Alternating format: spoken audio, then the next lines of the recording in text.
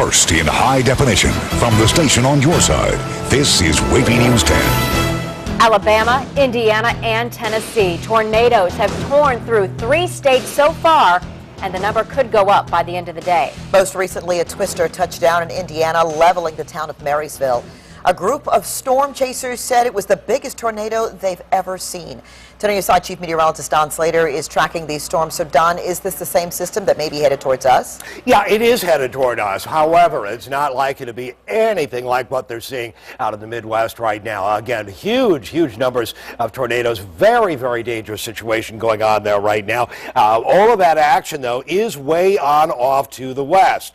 You can see, again, all those tornado watches and the skinny little bands of thunderstorms from Louisville to Lexington, Kentucky, on down toward to east of Memphis, toward the Nashville area. And really, that's right in the height of where the worst threat is. You don't see a high-risk threat come up very, very often at all, but we've got one going on for that part of the world. Not for us. This is between now and 7 o'clock tomorrow morning. The severe risk is very, very high on off to the west into southern Ohio, southern Indiana, Kentucky, and the north central part of Tennessee as well. Now, we move in for us, and overnight, again, the risk is really quite minimal. As you can see, just an isolated risk overnight for us. That's through 7 o'clock tomorrow morning.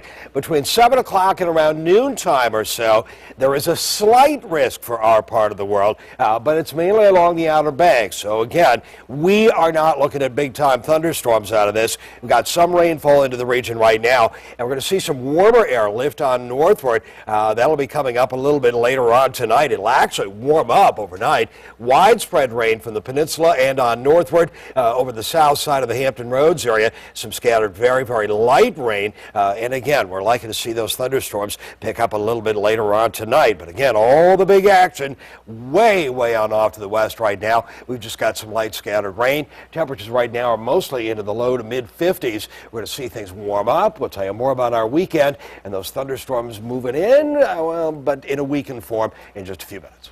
All right, Don, that's where the storms are going. Now let's talk about where they've been. The most recent damage reports coming right here in southern Indiana. Now, specifically, the National Weather Service is tracking extreme damage in the Henryville area. Now, that's about 20 miles north of Lexington, Kentucky, or Louisville, Kentucky, right here. We're told that the nearby town of Marysville completely gone.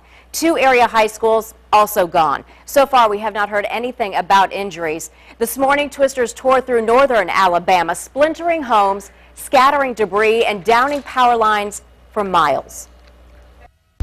By the time I literally ran from one end of my house to the other, by the time I got to the garage door and opened it, my big garage doors were just, sucking in and out, and I ran to the storm shelter over pretty quick. We just learned there are 3 people confirmed dead in Indiana now. The strong winds, they even tore the roof off of a maximum security prison. We will keep tracking these storms and update you on the damage.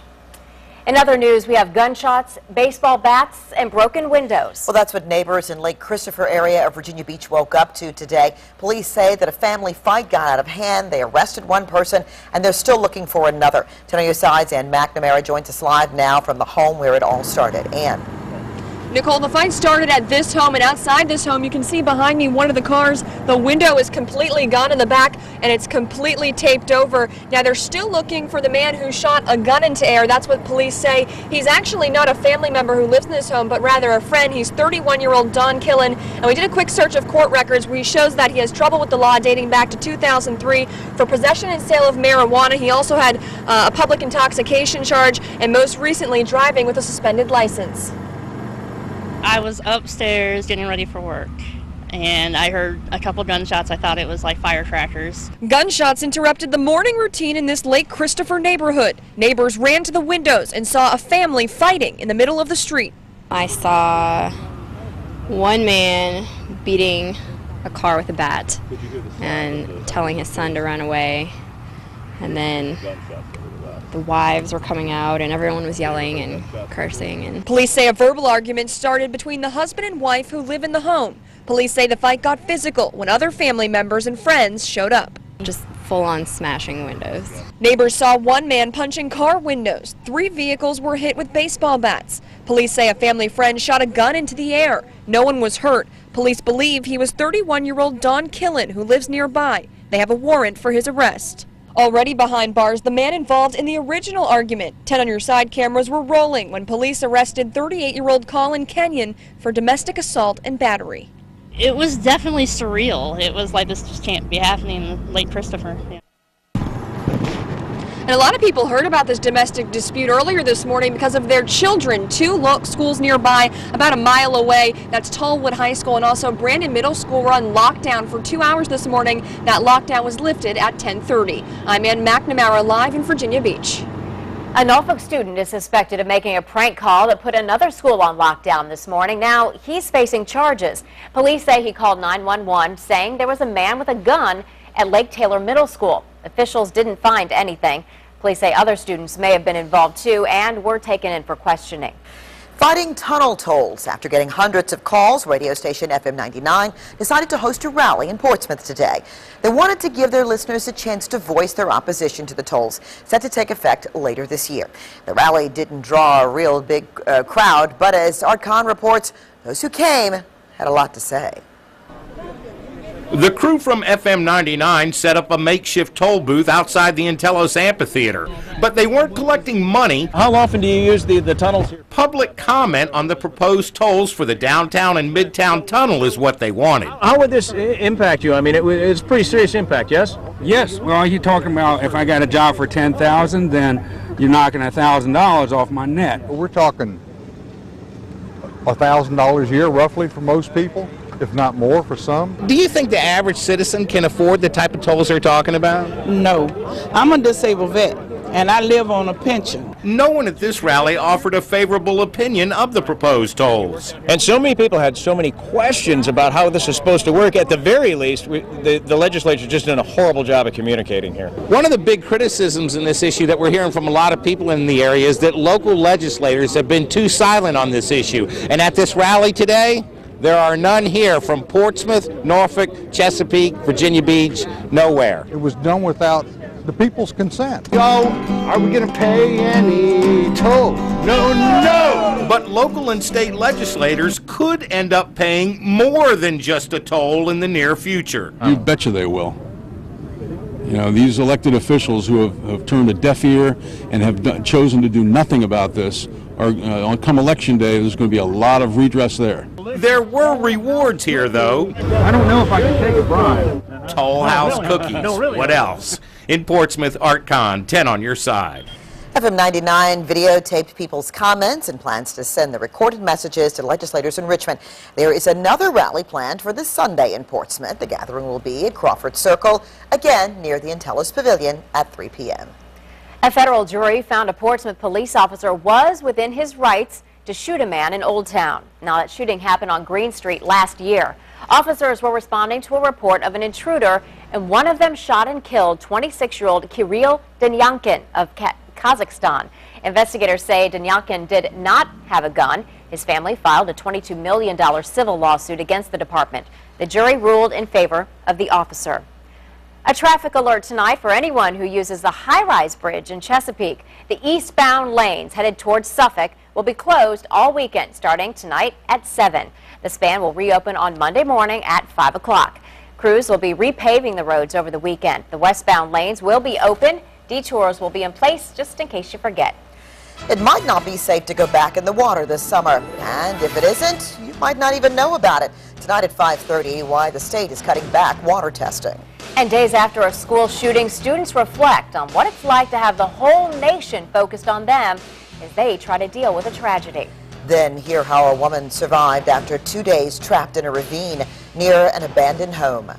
And we are continuing to track severe storms moving through the Midwest and the southern states. This is our first live look here at Indiana.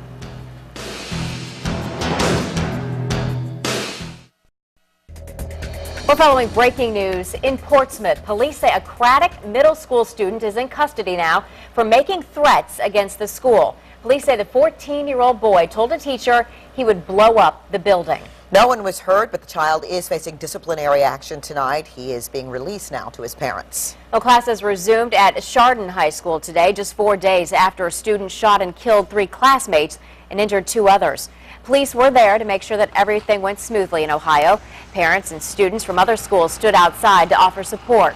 One student said it's still hard to believe that the shooting happened in his town and at his own school. I just feel like I've been watching it through my TV about another school, another school in another small town, and it's not Chardon. Prosecutors charged 17-year-old TJ Lane. If tried as an adult, he could face life in prison.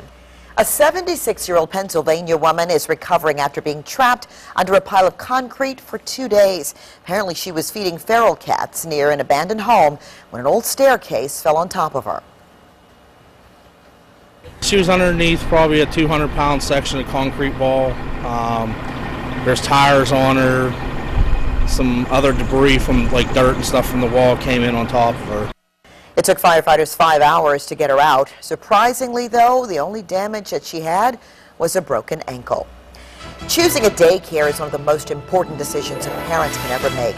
Tonight, find out what questions many people aren't asking that could put a child's life in danger.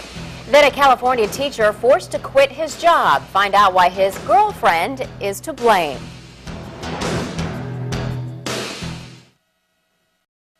How much do parents really know about who owns and operates their children's daycare center? Well, Dateline NBC found a surprising number of daycare center operators have criminal records. Chris Hansen has more. When it comes to daycare, what parents wouldn't want to know their child is in safe hands, like Katie and Robert Minton.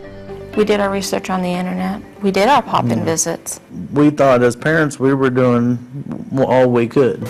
Investigators are not releasing any details about what they believe happened to a 2-year-old boy inside this home today. Tragically, it was only after their son Joshua was asphyxiated by his caregiver that they learned the woman had a criminal record and was being investigated by the state for slapping a child in the head, kicking a child in the back, leaving children unattended and unsupervised.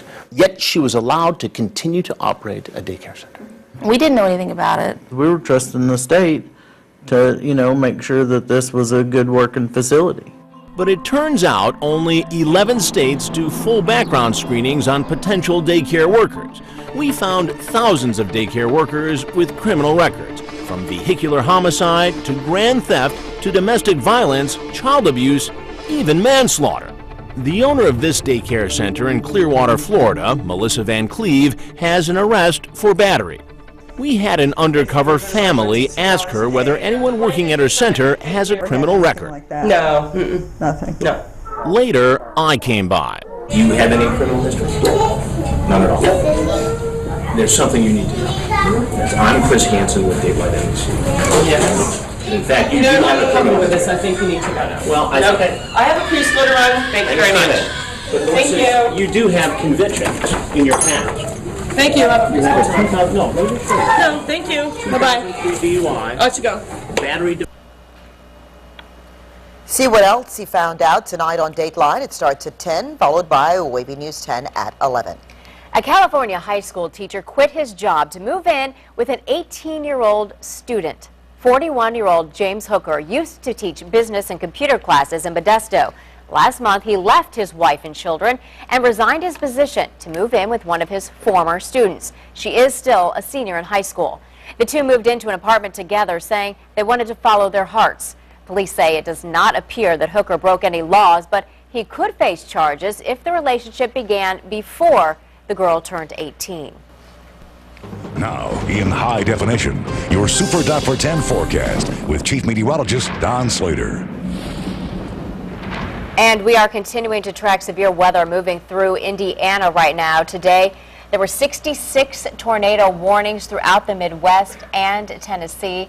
We're getting a look right there at some of the first pictures of the damage. Yeah, this has been totally devastating for a lot of people. We've got people dead, and we're hopefully not looking for anything coming this direction. Yeah, unfortunately, Don, it looks like it's going to be a long night, huh? There's still a lot going on out there. Yeah, for them, not for us. I don't want anybody to get the idea that we have we're in a bullseye for severe weather, because that is not the case whatsoever. It's way on off, and you can see it quite clearly. It is where it is happening already. There's a high risk today of severe weather in that part of the world, and they're seeing it. They're very, very small areas of thunderstorms, and again, they're way, way on off to the west of us. So again, we're not real concerned about it. By the time it gets into our area, it's likely to be in a greatly weakened form. Now, that we will likely see some rumbles of thunder tomorrow morning, and my colleague Jeff Edmondson will be here tomorrow morning to let you all know about it, and if need be, I'll come in as well, but it looks like it'll happen around 9, 10 o'clock in the morning. We'll get the worst of it. This is not the worst of it whatsoever. We're getting some scattered rainfall, perhaps a rumble or two of thunder out of this, some brief heavy rain, but this is really the beginnings of some warmer air, which is going to lift northward during the evening and overnight hours. It'll actually warm up overnight, and then during the day tomorrow, we'll see that cool front move through pretty much first thing in the morning. You see these skinny little bands to the east of Louisville, Cincinnati, and Covington, right on into here. So again, Covington, Kentucky, Cincinnati, Ohio, right into here. So they're getting some big action going on right now.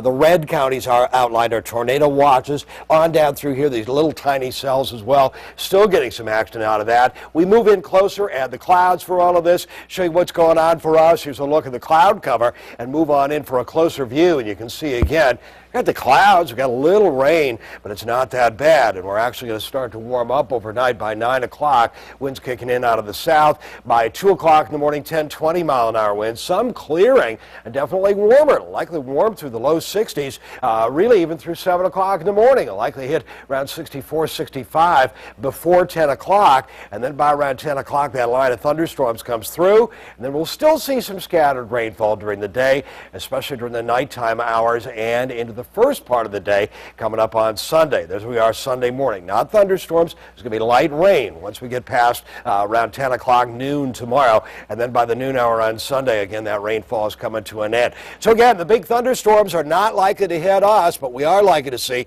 a rainy day coming up for Saturday. It'll be off and on rain, and then a chance of rain first thing in the morning on Sunday. Definitely cooler 52, 47 on Monday, 49 on Tuesday.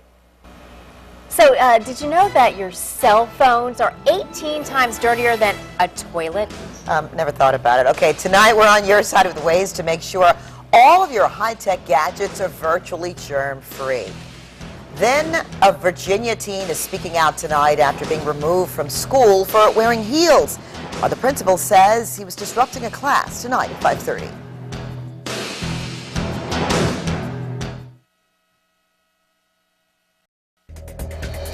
We are continuing to follow breaking news on the severe weather that is wreaking havoc on much of our nation tonight. This is our first live look at Maryville, Indiana. That is in southern Indiana. That right there, I can't be sure, could be a school or could be the prison we were talking about earlier, that the entire roof had been blown off.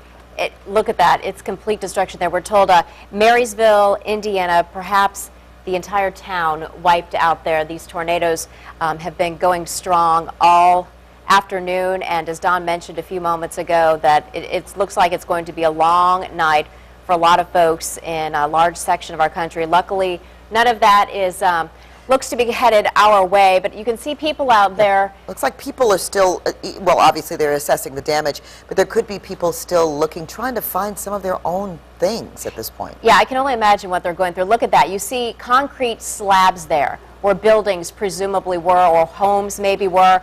I worked in Oklahoma for quite a while and was covering some tornado damage out there, and it's, when you come out of that kind of a situation, you're looking around at damage like this, at just blank slabs, it's really hard to get your bearings. People don't know where they are.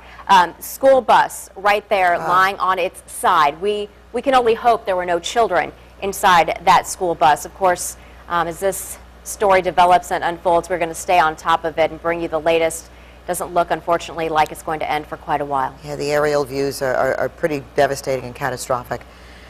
We'll come back to it a little bit later. One college student in Virginia could hold the key to the next generation of military drones. See how his new design works next at 5:30.